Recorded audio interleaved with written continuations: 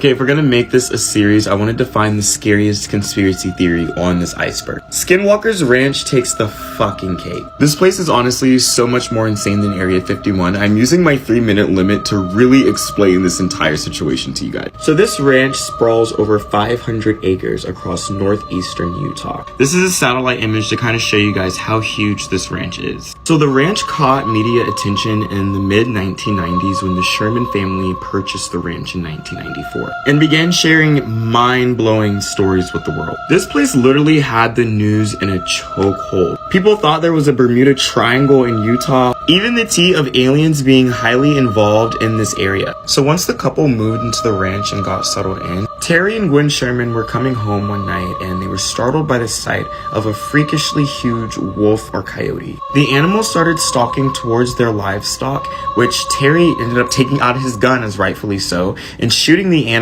But to Terry's surprise, the animal kind of just repelled his bullets, which put him in a state of shock. They said that the creature didn't seem hurt and simply just grabbed the cattle in its mouth and wandered back into the bushes. But the most unsettling part of their encounter with this beast was the foul stench that they said it had. It smelled like rotting human flesh.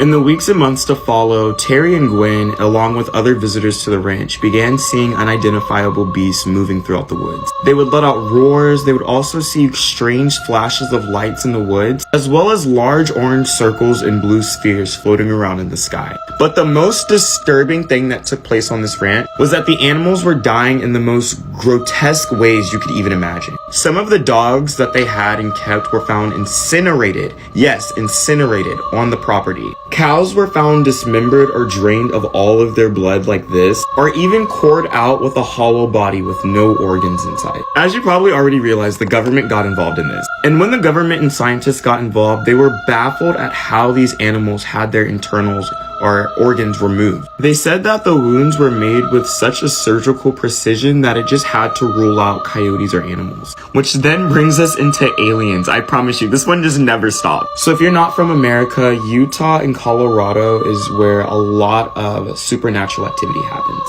And this is also when people started noticing crop circles were all over Skinwalker Ranch. And this is when people began noticing crop circles in the snow. Yes, you heard that right, snow crop circles. As well as lots more people in neighboring cities started also seeing blue lights flying around the sky. I think Colorado just had blue lights flying around in their sky like a week ago.